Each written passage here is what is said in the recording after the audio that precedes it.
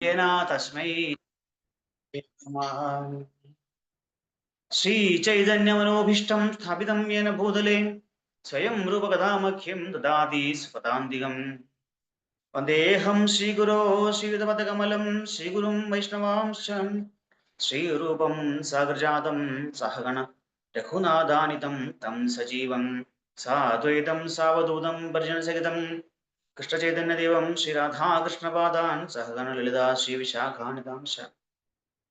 हे कृष्ण करुणा सिंधो दीनबंधु जगत्पते गोपेश गोपिका कांधा राधा कांत नमोस्तुते। सप्तकांचन गौरांगी राधे वृंदावनेश्वरी वृषभानुसुते देवी प्रणमामि हरिप्रिये। वाञ्छाकल्पतरुभ्यश्च कृपा सिन्धुभ्यो च पतितानां पावनेभ्यो वैष्णवेभ्यो नमो नमः। जय श्री कृष्ण चैतन्य प्रभु नित्यानंद श्री अद्वैत गदाधर श्रीवासादि गौर भक्तवृंद। हरे कृष्ण कृष्ण कृष्ण हरे हरे, हरे राम राम राम हरे हरे। नमो महावदन्याय कृष्ण प्रेम प्रदायते कृष्णाय कृष्ण चैतन्याय नाम्ने गौरद्विषे नमः। स्वर्धून्यश्चारुतीरे स्फुरितम् अधिबृहत् कूर्म पृष्ठावगात्रम् रम्या रामावृतम् सन्मणिकनक महासत्त्वसङ्गे परीदम् नित्यं प्रख्यालयोदित् प्रणयभरलसत् कृष्णसङ्कीर्तनाढ्यम् श्रीवृन्दादव्यभिन्नम् श्रीजगताम् अनुपमम् श्रीनवद्वीपमीडे श्रीमन्मौक्तिकधाम बद्धचिगुरम् सुस्मेरचन्द्राननं श्रीगन्धागुरु चारुचित्रवसनं षड्दिव्यभूषाजितं नृत्यावेशरसानुमोदमधुरं कन्दर्पवेशोज्ज्वलं चैतन्यं कनकद्युतिं निजजने संसेव्यमानं भजे। ശ്രീകൃഷ്ണ ചൈതന്യ മഹാപ്രഭു കി ജയ്, ശ്രീ ചൈതന്യ ചരിതാമൃതം കി ജയ്. നമ്മൾ ഇതിവിടെ നോക്കാൻ പോകുന്നത് ഇന്നലെ 42 വരെ നോക്കി. അതായത് ശ്രീ ചൈതന്യ ചരിതാമൃതം ആദിലീല അധ്യായം 16 ശ്ലോകം 42 വരെ നോക്കി. ഇന്ന് 43 മുതൽ നമുക്ക് നോക്കാം. छंजवाद प्राय आम्ही श्लोक पडिला तारमध्ये श्लोक तुम्ही कैचे कांडे कैल्या. छंजवाद प्राय आम्ही श्लोक पढिला तारमध्ये श्लोक तुम्ही कैचे कांड कैला. പദാനുപദവർത്തനം. ഛഞ്ചവാദ കൊടുങ്കാറ്റ്, പ്രായ പോലെ, അമി ഞാൻ, ശ്ലോക ശ്ലോകങ്ങൾ, പഠില ചൊല്ലി, താര അവയുടെ, മധ്യേ മധ്യത്തിൽ, ശ്ലോക ശ്ലോകം, തുമി താങ്കൾ, കൈച്ചെ എങ്ങനെ, കാണ്ടെ ഹൃദയത്തിൽ, കൈല എടുത്തു. വിവർത്തനം. എല്ലാ ശ്ലോകങ്ങളും ഞാൻ ചൊല്ലിയത് വീശിയടിക്കുന്ന കാറ്റിന്റെ വേഗത്തിലാണ്. ആ ശ്ലോകങ്ങളിൽ നിന്ന് ഒന്നുപോലും പൂർണ്ണമായി ഹൃദിസ്ഥമാക്കാൻ അങ്ങക്ക് എങ്ങനെ സാധിച്ചു? ഇപ്പോ തൊട്ടുമുമ്പ് 2 ശ്ലോകങ്ങൾക്ക് മുമ്പ് അല്ലെ, ഈ ഒരു പ്രത്യേക നമുക്കറിയാലോ, ഇങ്ങനെ എന്റെ ഒരു ഈ സംഭവം നടക്കുന്നതിന്റെ ഒരു സാഹചര്യം എല്ലാവർക്കും അറിയാം. നമ്മൾ തൊട്ടു മുമ്പ് ചർച്ച ചെയ്തെന്ന് കരുതുന്നു. ഇപ്പോൾ ഈ കേശവ കാശ്മീരി പാണ്ഡിത്യ ഗർവ് കൊണ്ട് മതിച്ച് എല്ലാ പണ്ഡിതന്മാരെയും തോൽപ്പിച്ച് ദിഗ്വിജയം നടത്തി. പണ്ട് കാലങ്ങളിൽ അങ്ങനെയായിരുന്നു. ഈ പണ്ഡിതന്മാര് ഒക്കെ ദിഗ്വിജയം നടത്തുമായിരുന്നു. അതായത് ഓരോ രാജ്യങ്ങളിൽ പോയിട്ട്, അല്ലെങ്കിൽ ഓരോ നാട്ടുരാജ്യങ്ങളിലും പോയിട്ട് അവിടുത്തെ ഭരണാധികാരികളെ കണ്ടിട്ട് ഭിക്ഷ ചോദിക്കും. ജ്ഞാനഭിക്ഷ എന്ന് പറഞ്ഞാൽ എന്താണ്? ജ്ഞാനഭിക്ഷയല്ല, വാദഭിക്ഷ. അതായത് അവിടെയുള്ള ഏറ്റവും വലിയ പണ്ഡിതന്മാരോട് തർക്കിക്കാനുള്ള അവസരം. ഇപ്പൊ രാജാവ് പറഞ്ഞാൽ മറ്റ് പണ്ഡിതന്മാർ ചെയ്യുകയും വേണം. അത് രാജാക്കന്മാർ അത് നിർബന്ധിതരാണ്. ഒരു ഭിക്ഷയായിട്ട് ചോദിക്കണം. ക്ഷത്രിയ ധർമ്മമാണല്ലോ. ഒരു ബ്രാഹ്മണങ്ങൾ പണ്ഡിതൻ വന്ന് യാചിച്ചാൽ അതിനുള്ള ചോദിക്കുന്ന ഭിക്ഷ കൊടുക്കുക എന്നുള്ളൊരു രാജാവിന്റെ ഒരു കടമ കൂടിയായിരുന്നു, ധർമ്മം കൂടിയായിരുന്നു. അപ്പൊ അതുകൊണ്ട് ഈ പണ്ഡിതന്മാർ വന്നിട്ട് രാജാക്കന്മാരോട് വാദഭിക്ഷ ചോദിക്കും. അപ്പൊ ചോദിക്കുന്ന ഭിക്ഷ കൊടുത്തേ പറ്റും. അങ്ങനെ ഇദ്ദേഹം പല സ്ഥലങ്ങളിലും പോയിട്ട് അവിടുത്തെ പണ്ഡിതന്മാരെയൊക്കെ തോൽപ്പിച്ച് ആജീവനാന്ത അടിമയായിട്ട് കൂടെ ദാസനായിട്ട് നിൽക്കണം. അതാണ് എന്താ പറയാ, എന്റെ കണ്ടീഷൻ, ഉപാധി അതാണ്. അപ്പോ അങ്ങനെ ഇദ്ദേഹത്തിന് കൂടെ വരുന്ന ശിഷ്യന്മാരായിട്ട് അല്ലെങ്കിൽ ആശ്രിതരായിട്ട് വന്ന ആൾക്കാരെല്ലാം ഇങ്ങനെ പല ദേശത്തെയും മഹാപണ്ഡിതന്മാരൊക്കെ ആയിരുന്നു.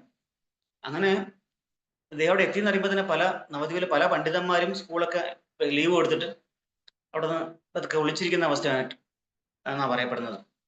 അപ്പോൾ മഹാപ്രഭു ആ സമയത്ത് ഇങ്ങനെ ഇദ്ദേഹം നോക്കി വരികയാണ്, അയ്യോ ഒരു പറ്റിയ ഇരയെ കിട്ടുന്നില്ലല്ലോ എന്ന് കരുതിയിട്ട്, ഒരു എതിരാളി കിട്ടില്ല എന്ന് വെച്ചിട്ട് ഇങ്ങനെ കാശ്മീർ ഇങ്ങനെ എന്താ പറയാ വിഷമത്തോട് അല്ലെങ്കിൽ ആരെയും കിട്ടുന്നില്ലോ എന്ന ചിന്തയോടുകൂടി ഇങ്ങനെ വരുമ്പോ ആണ് മഹാപ്രഭുവിന് വളരെ ചെറിയ ഒരു എന്താ പറയാ ഒരു പയ്യനാണ്, ചെറിയ പയ്യനാണ് ആ സമയത്ത്. അന്ന് സന്യാസം എടുത്തിട്ടൊന്നുമില്ല,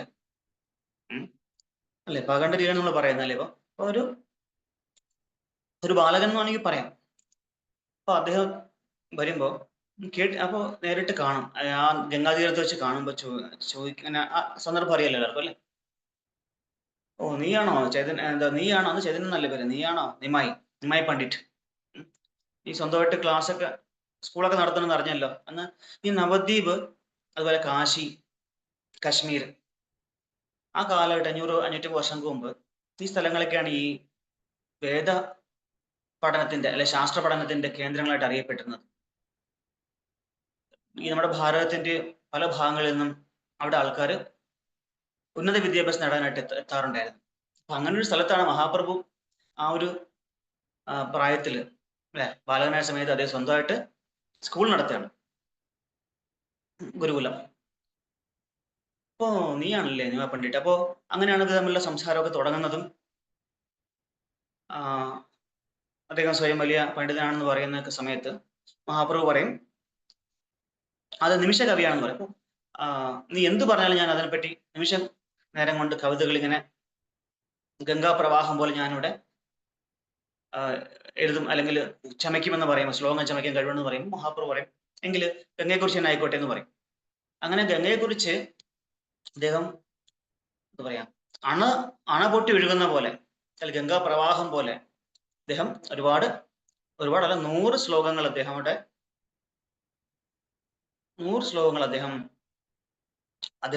ഈ കൊടുങ്കാറ്റ് പോലെ അവിടെ അങ്ങനെ പറയുകയാണ്. ഇത് പറഞ്ഞു കഴിയുമ്പോഴത്തേക്കും ഇദ്ദേഹം കരുത് മഹാപ്രഭുവിനൊന്നും മനസ്സിലാവില്ലെന്നായിരിക്കും, ബാലകനല്ലേ, ഈ ബാലകൻ എന്ത് മനസ്സിലാവാനെന്ന ചിന്തയില് ഒരു പുച്ഛഭാവത്തോടെ നോക്കും. എന്തെങ്കിലും ഇത്രയും സ്പീഡിൽ പറയുമ്പോൾ എന്തെങ്കിലും കേട്ടാലും എന്തെങ്കിലും അഭിപ്രായം പറയാൻ പറ്റും. മഹാപ്രഭു സാക്ഷാൽ സ്വയം ഭഗവാൻ ആയതുകൊണ്ട് അദ്ദേഹം അതിലൊരു ഇടയ്ക്കുന്ന ശ്ലോകം എടുത്ത് അദ്ദേഹം പറഞ്ഞു. ഈ ശ്ലോകത്തില് ആദ്യം അദ്ദേഹം പറയും, താങ്കളെന്നെ പറയും, താങ്കളുടെ എന്താ പറയാ കൃതിയിലെ ഗുണദോഷങ്ങൾ താങ്കളെന്നെ പറയും. ഇത് കേട്ടോ അതിന് ആകെ ദേഷ്യം വന്നു. ഗുണദോഷങ്ങളോ? ഗുണങ്ങൾ എന്റെ കവിതയിൽ എന്തായാലും ഉണ്ട്, പക്ഷെ ദോഷം അത് ഇതുവരെ അങ്ങനെ ആരും പറഞ്ഞിട്ടില്ല. ഇത്ര ധൈര്യം ഒരു ബാലകന് എന്ന് പറഞ്ഞിട്ട് അദ്ദേഹം ആക്രോശിക്കാൻ അല്ല ഒരു ഇൻസൾട്ട് ഫീൽ ചെയ്യാണ്. നമുക്കെല്ലാം അങ്ങനെയല്ല, നമ്മൾ നന്നായിട്ടെല്ലാം ചെയ്ത് വിചാരിച്ചിരിക്കുമ്പോൾ ഒരു ചെറിയ കുട്ടി എന്ന് പറയണം ഈ അത് ശരിയായില്ല, പ്രഭു ഇങ്ങനെ കർത്താൽ അടിച്ച ശരിയായ, അല്ലെങ്കിൽ ഹാർമോണിയത്തിൽ വായിച്ച അപശ്രുതിയായിരുന്നു, അല്ലെ ഹാർമോണിയത്തിൽ ഒത്തല്ല പ്രഭു പാടിയത് എന്നൊക്കെ പറയുമ്പോൾ നമുക്കൊരു ഒരു വിഷമം തോന്നും അല്ലെ. അതുപോലെ ഇവിടെയും ഇടയ്ക്കുന്ന ശ്ലോകം എടുത്ത് അദ്ദേഹം പറഞ്ഞു, എനിക്ക് നിനക്ക് ഏത് ശ്ലോകത്തിൻ്റെയാണ്? അപ്പൊ അദ്ദേഹം പറഞ്ഞു ഇന്ന ശ്ലോകമാണ്, ആ ശ്ലോകം പറയും. അപ്പോഴാണ് ശരിക്കും ഞെട്ടിപ്പോകുന്നത്. ഇങ്ങനെ ഈ ശ്ലോകം എടുത്ത് പറയുന്നതാണ് തൊട്ട് 41 2 ശ്ലോകം മുന്നേ ഉള്ളത് അല്ലെ.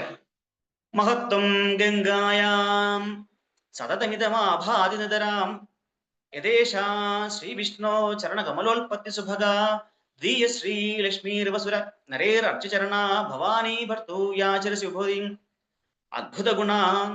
അതായത് ഗംഗാമാതാവിന്റെ മഹത്വം എപ്പോഴും ഉജ്ജ്വലമായി നിലനിൽക്കുന്നു. പരമപുരുഷനായ ശ്രീവിഷ്ണുവിന്റെ പാദകമലിൽ നിന്നും ഉത്ഭവിച്ചതിനാൽ അവൾ അതീവ ഭാഗ്യവതിയാണ്. അവൾ രണ്ടാമത്തെ ഭാഗ്യദേവതയായതിനാൽ എപ്പോഴും ദേവന്മാരും മനുഷ്യരാലും ആരാധിക്കപ്പെടുന്നു.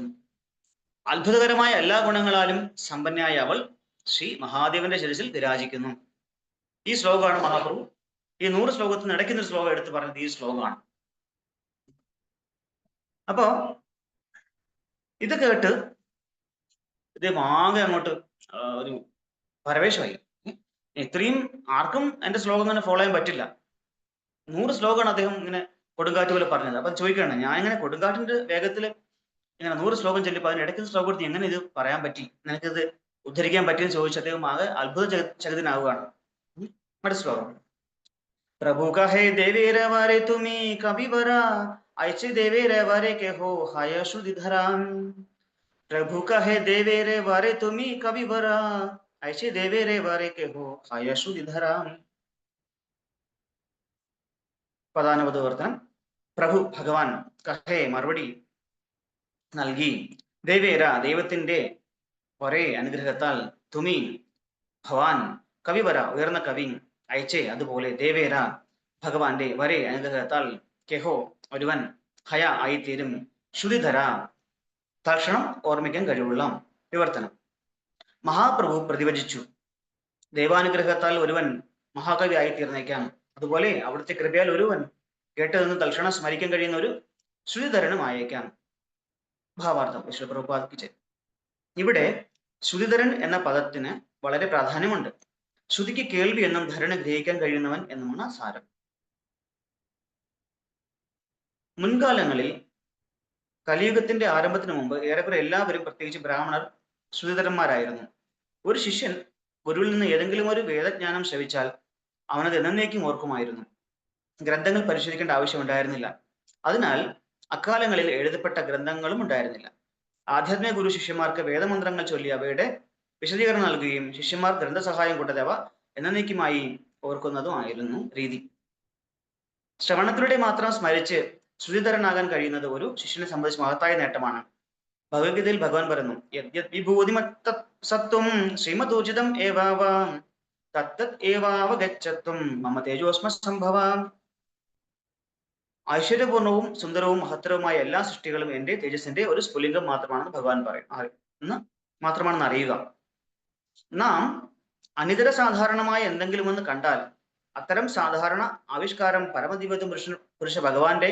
സവിശേഷ ഐശ്വര്യമാണെന്ന് മനസ്സിലാക്കണം അതിനാൽ ദിഗ്വിജയായ കേശവ കാശ്മീരി സരസ്വതി ദേവിയുടെ ഒരു പ്രിയഭക്തനായിരിക്കുന്നതിൽ അഭിമാനിക്കുന്നത് പോലെ പരമദിവ്യ പുരുഷനായ ഭഗവാനാൽ അനുഗ്രഹിക്കപ്പെട്ട മറ്റാർക്കെങ്കിലുമോ ശ്രീ ചൈതന്യ മഹാപ്രഭുവിന്റെ തന്നെയോ ഒരു ശുദ്ധിധരനാകാനും എന്തും ശ്രവണത്തിലൂടെ മാത്രം ഹൃദയസ്ഥമാക്കാനും എന്നേക്കും ഓർമ്മിക്കാനും കഴിയുമെന്ന് ഭഗവാൻ ചൈതന്യ മഹാപ്രഭു ദിഗ്വിജയ് കേശവ കാശ്മീരിക്ക് മറുപടി നൽകുന്നു അപ്പൊ ഇത് കണ്ടപ്പോ കേശവ കാശ്മീരിക്ക് അത്ഭുതം തോന്നി ഈ ചെറിയ പയ്യൻ ഞാനീ പറഞ്ഞ ശ്ലോകങ്ങൾ എല്ലാം ശ്രദ്ധിച്ചിട്ടുണ്ടാവണല്ലോ എന്തെങ്കിലും ഇടയ്ക്ക് പറഞ്ഞാൽ പറയാൻ പറ്റും അല്ലെ ചോദിക്കണം നിനക്ക് എങ്ങനെ ഇത് പറയാൻ പറ്റി എന്ന് ചോദിക്കുമ്പോൾ മഹാപ്രഭു പറയാണ് ഈശ്വരന്റെ അനുഗ്രഹം ഉണ്ടെങ്കിൽ ആർക്കും എന്തും ചെയ്യാൻ പറ്റും എങ്ങനെയാണ് ഈശ്വര അനുഗ്രഹം കൊണ്ട് താങ്കൾ ഇത്രയും വലിയ കവിയായി മാറിയതുപോലെ എനിക്ക് ഏതൊരു വ്യക്തിക്കും ഇത് കേട്ട് മനസ്സിലാക്കാനുള്ള വ്യക്തിയായിട്ടാനും ആവാനും മാറാൻ പറ്റും എന്ന് മഹാപ്രഭു പറയാണ് അതിവിടെ ശ്രുതിധര ശ്രുതി എന്ന് പറഞ്ഞാൽ വേദങ്ങളുടെ മറ്റൊരു പേര് ശ്രുതി എന്ന് പറയുന്നുണ്ട് എന്ന് വെച്ചാൽ ഇത് ശ്രുതി എന്ന് പറഞ്ഞാൽ കേൾക്കപ്പെടുന്നതാണ് അല്ലെ അതായത് ഗുരുപരമ്പര വഴി കൈമാറി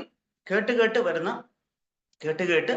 കൈമാറി വരുന്ന ജ്ഞാനമാണ് വേദം വേദത്തിന് മുൻകാലങ്ങളിലൊന്നും ഗ്രന്ഥമായിട്ടുണ്ടായിരുന്നില്ല ഗ്രന്ഥം നോക്കിയല്ല പഠിച്ചിരുന്നത് ഇപ്പൊ എല്ലാം യൂട്യൂബിലും എല്ലാം കിട്ടുന്നുണ്ട് അല്ലെ യൂട്യൂബിൽ അതുപോലെ തന്നെ ഗൂഗിളിലും ഒക്കെ കിട്ടുന്നുണ്ട് പണ്ട് അങ്ങനെയല്ല ഗുരു പറഞ്ഞു കൊടുക്കും അല്ലെ നമ്മുടെ കേരളത്തിൽ ഇപ്പോഴും ഉണ്ട് വേദം ഓത്ത് ചൊല്ലിക്കുക എന്ന് പറയും പ്രത്യേക തരത്തിൽ ശിഷ്യന്മാരുടെ തല പിടിച്ച് അങ്ങോട്ടും ഇങ്ങോട്ടും പറയാ അനക്കിക്കൊണ്ട് സ്വരങ്ങളും അല്ലെ സ്വരിതം അനുദാത്തം അങ്ങനെ പറഞ്ഞ് പലതരത്തിലുള്ള സ്വരത്തോടു കൂടിയൊക്കെ വേദങ്ങൾ പഠിപ്പിക്കുന്നത് ഇപ്പോഴും നമുക്ക് കാണാൻ പറ്റും പല സ്ഥലങ്ങളിലും ഉണ്ട് കേരളത്തിലും ഉണ്ട് അപ്പൊ അങ്ങനെയാണ് ഇപ്പോഴും വേദം പഠിക്കുന്നത് മിക്കവാറും അങ്ങനെ തന്നെയാണ് കേട്ട് തന്നെയാണ് അപ്പം ശ്രുതിധര എന്ന് പറഞ്ഞാൽ ഈ പറയുന്ന ഗുരു പറഞ്ഞു കൊടുക്കുന്നത് കേട്ട് മനസ്സിലാക്കി അതിനെ വീണ്ടും അതേപോലെ തന്നെ റിപ്പീറ്റ് ചെയ്യാൻ കഴിവുള്ള കേൾക്കുന്ന മാത്രമേ തന്നെ അത് ഹൃദയസ്ഥമാക്കാൻ കഴിവുള്ള ആൾക്കാരെ ശ്രുതിധര എന്ന് പറയുന്നത് അപ്പൊ മഹാപ്രഭു പറയുന്നു അങ്ങനെ ശുദ്ധരനാവൻ ആർക്കും പറ്റും ഈശ്വരാനുഗ്രഹം ഉണ്ടെങ്കിൽ ഈശ്വരന്റെ ഇച്ഛ ഉണ്ടെങ്കിൽ ആർക്കും കഴിയാം അത് ചെയ്യാൻ പറ്റും എന്നോട് വേറൊരു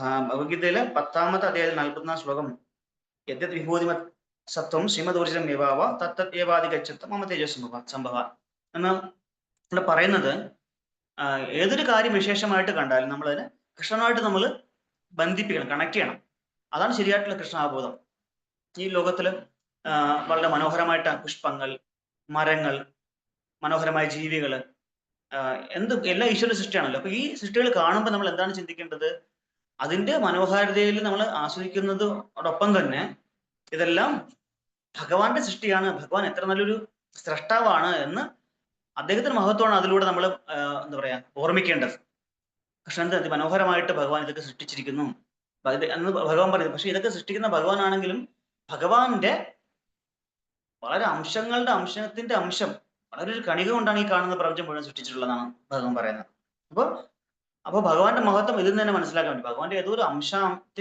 അംശത്തിൽ നിന്ന് സൃഷ്ടിച്ച ഈ ഒരു ഭൗതിക സൃഷ്ടികൾക്ക് ഇത്രയും മനോഹാരിതയും അത്രയും അത്ഭുതങ്ങൾ ഉണ്ടെങ്കിൽ ഇതിന്റെ സൃഷ്ടമായ ഭഗവാന് എന്തുമാത്രം ഒരു ശക്തിവിശേഷമുള്ള ഒരു വ്യക്തിത്വമായിരിക്കും ഭഗവാൻ.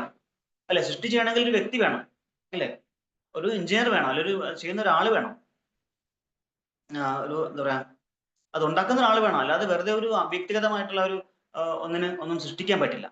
അപ്പൊ ഈശ്വരൻ അവിടെ ഈ സൃഷ്ടിയുടെ പിന്നിൽ ഒരു വ്യക്തി ഉണ്ടെന്ന് നമ്മൾ മനസ്സിലാക്കണം. ഈ കാണുന്ന സൃഷ്ടികളൊക്കെ കാണുമ്പോൾ, അല്ലെങ്കിൽ മഹത്തരമായിട്ടുള്ള വസ്തുക്കൾ കാണുമ്പോൾ ഇതിന്റെ പിന്നിൽ ഒരു മഹാനായ സൃഷ്ടികർത്താവ് ഉണ്ട് എന്ന് നമ്മൾ എപ്പോഴും ഓർമ്മിക്കണം. നമ്മൾ അടുത്തത് ശ്ലോകേര അർത്ഥകൈല വിപ്രപയ്യ സന്തോഷ പ്രഭു കഹേ കഹ ശ്ലോകേര കിബ ഗുണദോഷ. ഇവിടെയാണ് ഞാൻ നേരത്തെ പറഞ്ഞത്. ശ്ലോകേര ശ്ലോകത്തിന്റെ അർത്ഥ വിശദീകരണം. കൈല ചെയ്തു വിപ്ര ബ്രാഹ്മണൻ, പായ്യ നേടുക, സന്തോഷ സന്തോഷം, പ്രഭു ഭവാൻ, കഹേ പറഞ്ഞു, കഹ പറയുക, ശ്ലോകേര ശ്ലോകത്തിന്റെ, കിബ എന്തൊക്കെയാണ്, ഗുണദോഷ ഗുണദോഷങ്ങൾ. മഹാപ്രഭു അദ്ദേഹത്തിനൊന്ന് ചൊടിപ്പിക്കാനായിട്ടാണ് ഇങ്ങനെ പറയുന്നത്. ഭഗവാന്റെ ലീലകള് അങ്ങനെയാണല്ലോ. വിവർത്തനം. മഹാപ്രഭുവിന്റെ പ്രസ്താവനയിൽ സംതൃപ്തനായ ബ്രാഹ്മണൻ കേശകാശ്മരി അവിടുന്ന് ചോദിച്ച ശ്ലോകം വിശദീകരിച്ചു. അപ്പോൾ മഹാപ്രഭു പറഞ്ഞു, ഇനി ദയവായി ഈ ശ്ലോകത്തിലെ ഗുണദോഷങ്ങൾ വിവരിച്ചാലും. ആർക്കാലും ഒരു ദേഷ്യം വരില്ലേ പെട്ടെന്ന്, അല്ലേ? ഭാവാർത്ഥ പ്രഭുപാത്. ബ്രാഹ്മണൻ വീശിയടിക്കുന്ന കാട്ടിന്റെ വേഗതയിലാണ് ശ്ലോകങ്ങൾ ചൊല്ലിയതെങ്കിലും മഹാപ്രഭു ആ 100 ശ്ലോകങ്ങളിൽ നിന്ന് ഒരു ശ്ലോകം തിരഞ്ഞെടുക്കുകയും ഓർമ്മിക്കുകയും മാത്രമല്ല അതിന്റെ ഗുണദോഷ വിശകലനം നടത്തുകയും ചെയ്തു. അവിടുന്ന് അത് ശ്രദ്ധിക്കുക മാത്രമല്ല തൽക്ഷണം അതിന്റെ വിമർശനാത്മകമായ പഠനം നടത്തുകയും ചെയ്തു. അല്ലെ, ഇപ്പൊ ക്രിട്ടിക്സ് ഉണ്ട്, അല്ലെ, എന്താ പറയാ, നിരൂപണം, അല്ലെ, നിരൂപകരുണ്ട്, അല്ലെ. ഒരു സിനിമ ഇറങ്ങിയാലും പുസ്തകം എഴുതിയാലും ഒക്കെ നിരൂപകന്മാരുണ്ട്. അവരാ ഇതിലിരുന്ന് പഠിച്ച് വീണ്ടും വീണ്ടും കണ്ട് അപഗ്രഥനം നടത്തി എത്രയോ ദിവസങ്ങളോ മണിക്കൂറുകളെങ്കിലും മിനിമം വേണ്ടേ അത് പഠിച്ച് അതിന്റെ അത് പറയാനായിട്ട്. പക്ഷെ മഹാപ്രഭു ഇവിടെ നിർവ്വഹണം നടത്തുന്നത് എങ്ങനെയാണ്? ഒറ്റ പ്രാവശ്യം കേട്ടുള്ളൂ. ആ ശ്ലോകം മുമ്പൊന്നും ഒരിടത്തും ഇല്ല. അദ്ദേഹം അപ്പോഴേ സൃഷ്ടിച്ച് ചമച്ചെഴുതിയ ശ്ലോകങ്ങളാണ് അത്, ഈ കേശവകാശ്മീരി. അപ്പൊ വേറൊരിടത്തും കാണാനും കേൾക്കാനും ഉള്ള സാധ്യതയില്ല. അപ്പോ അപ്പോഴേ ഒരു പ്രാവശ്യം കേട്ട് അതിന്റെ അത് കേട്ട് ഓർമ്മിച്ച ഈ 100 ശ്ലോകങ്ങളിൽ ഇടയ്ക്ക് ശ്ലോകം പറയണമെങ്കിൽ ആ ശ്ലോകം അതുപോലെ പറയണമെങ്കിലും എന്തുമാത്രം ശക്തിവിശേഷം ഉണ്ടാവണം, അല്ലെ? മഹാപ്രഭു സാക്ഷാൽ ഭഗവാൻ ആയതുകൊണ്ട് അതിന് എന്തും സാധ്യമാണ്. ഇതൊക്കെ വളരെ നിസ്സാരമാണ്. പക്ഷെ അദ്ദേഹം മനുഷ്യരൂപത്തിൽ വന്നിട്ട് അദ്ദേഹം ലീലകളാടുമ്പോൾ നമുക്കിങ്ങനെ തോന്നുന്നതാണ്. പക്ഷെ ഭഗവാൻ ഇതൊന്നും ഒരു വലിയ കാര്യമേ അല്ല. കാരണം ഭഗവാനല്ലേ അല്ലെ, വേദാന്തകർ വേദ വിദേഹചാകം, അല്ലെ, വേദങ്ങൾ സൃഷ്ടിച്ചു ഞാനാണ്, വേദങ്ങൾ അറിയുന്നവന് ഞാനാണ്, അല്ലെ എന്ന് ഭഗവാൻ തന്നെ പറയുന്നുണ്ട്. അപ്പൊ അതുകൊണ്ട് ഭഗവാൻ ഇതൊന്നൊരു വലിയ വിഷയമേ അല്ല ഇങ്ങനെ ചെയ്യുന്നത്. പക്ഷെ ഭഗവാൻ വളരെ കുസൃതി ആയിട്ടാണ് ചോദിച്ചത്, അല്ലെ. ഇനി ദയവായി ഇതിന്റെ ഗുണങ്ങൾ പറയാൻ പറഞ്ഞാൽ പിന്നെയും കുഴപ്പമില്ല. അപ്പൊ സ്വന്തം നമ്മുടെ തോന്നുന്നു പ്രഭു ഞാനൊരു കവിത എഴുതി എന്ന് ഞാൻ ഒന്ന് പറയണം. അപ്പൊ നിങ്ങൾ പറയണം, പ്രഭുവിന്റെ ഗുണങ്ങൾ എന്തൊക്കെയാണെന്ന് പറയുമെന്ന് പറഞ്ഞു നമുക്ക് സന്തോഷത്തെ പറയാം. പക്ഷെ ഇതിന്റെ ഗുണദോഷങ്ങളെ പറ്റി പറയുമ്പോൾ പെട്ടെന്ന് ഒരു ഇതിൽ ദോഷം, ഒരു നെഗറ്റീവ് നമുക്ക് ഫീൽ ചെയ്യും, അല്ലെ. നമുക്കൊരു ദേഷ്യവും അല്ലെങ്കിൽ ഇവരൊന്ന് പറഞ്ഞു പോയല്ലോ എന്നുള്ള ഒരു തോന്നലൊക്കെ തോന്നും. അയ്യോ, ഇയാളോടൊന്ന് പറഞ്ഞ അബദ്ധമായില്ല, ഒരു നെഗറ്റീവ് ആളാണ് അയാൾ എന്ന് നമുക്ക് തോന്നും. അപ്പോൾ നമ്മൾ ചെയ്യുന്ന കാര്യങ്ങൾക്ക് എപ്പോഴും അപ്രിസിയേഷൻ മാത്രം നമ്മൾ, അല്ലെ, അഭിനന്ദനം മാത്രം നമ്മൾ എപ്പോഴും ആഗ്രഹിക്കുന്നത്. ഒരു തെറ്റിദ്ധരുത്തലോ നിരൂപണമോ നമ്മൾ ആഗ്രഹിക്കുന്നില്ല, ഇഷ്ടപ്പെടുന്നില്ല. എപ്പോഴും നമ്മളെല്ലാവരും ഇങ്ങനെ മഹത്വവൽക്കരിച്ചുകൊണ്ടിരിക്കണം. അത് മാത്രമാണ് പൊതുവെ മാനുഷികമായിട്ടുള്ള ഒരു ഗുണമാണ് അത് പൊതുവെ, അല്ലെ. ഹ്യൂമൻ സൈക്കോളജി അങ്ങനെയാണ്.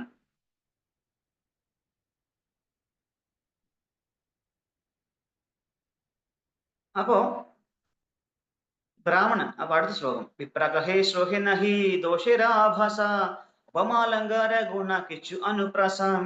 വിപ്രകഹേ, ബ്രാഹ്മണൻ മറുപടി പറഞ്ഞു, ശ്ലോകെ ആ ശ്ലോകത്തിൽ, നാഹി ഇല്ല, ദോഷേര ദോഷത്തിന്റെ, ആഭാസ അംശം, ഉപമ അലങ്കാര ഉപമയോ രൂപകമോ, ഗുണം കിച്ചു ചില, അനുപ്രാസം വിവർത്തനം. ബ്രാഹ്മണൻ മറുപടി പറഞ്ഞു, ഈ ശ്ലോകത്തിന്റെ ദോഷത്തിന്റെ ലാഞ്ചന പോലുമില്ല ഈ ശ്ലോകത്തിൽ.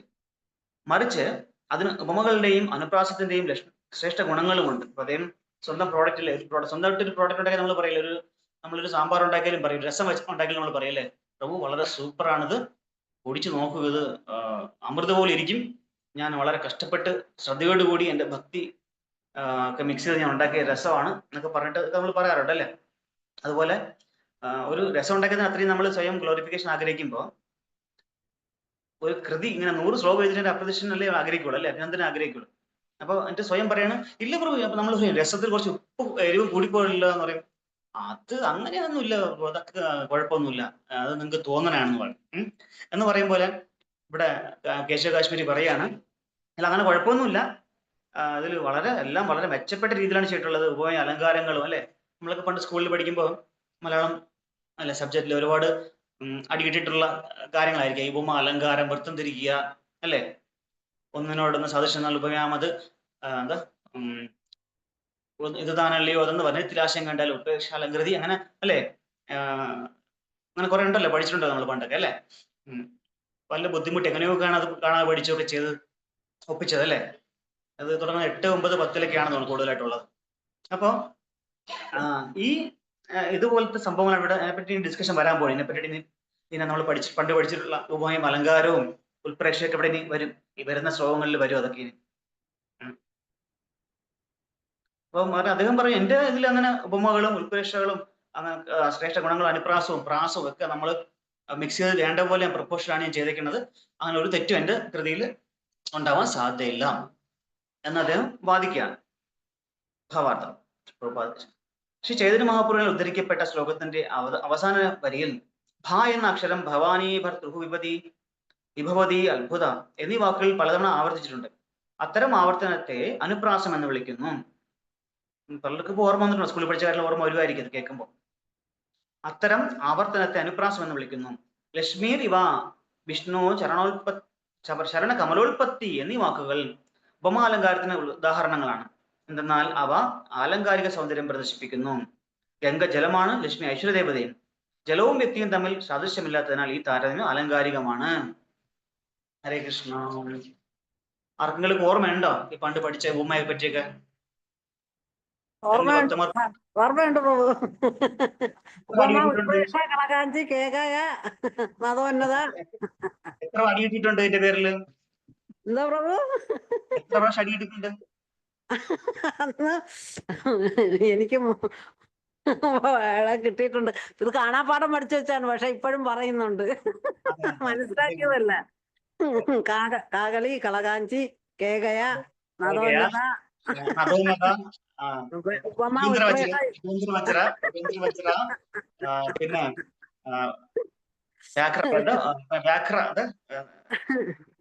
പക്ഷെ പറഞ്ഞു വരുമ്പോ വരികൾ അവിടെ തെറ്റി പോണുണ്ട്. ചിലത് നദോന്നതയുടെ കേകയിലാകും, കേകയുടെ കളകാഞ്ചിയിലാകും. നദോന്നതയാണ് നമ്മുടെ വഞ്ചിപ്പാട്ടിന്റെ അല്ലേ? വഞ്ചിപ്പാട്ടിന്റെ ചോണ് നദോന്നതയാണ്.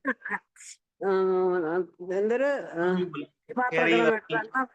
മഞ്ചരി, അതെ മഞ്ചരി. കുറഞ്ഞിട്ടിൽ മഞ്ചരി ആയിടും അല്ലേ? ശ്രതകാകളി വൃത്തത്തിൽ 5-ാം ഭാഗത്തിലോ 2-ാം അധ്യായത്തിലോ എന്തൊക്കെയോ പറയുന്നുണ്ട്. പിന്നെ കേകയ 1, 2, 3, 2 എഴുത്തുകൾ പാദം 2 1 പോൽ ഗുരു ഒന്നെങ്കിലും വേണം, മാറാതെ ഓരോ ഗണത്തിലും നടുക്ക് യതി പാദാതി പൊരുത്തം. ഇത് കേകയ. ഹരേ കൃഷ്ണ, ഹരേ കൃഷ്ണ. മാതാജി ഹരേ കൃഷ്ണ. അന്ന് പഠിച്ചതാണ്, 70 വയസ്സായി ഇപ്പം. എപ്പോഴും മാതാജി ഓർത്ത് വെക്കുന്നതാണ് വലിയ.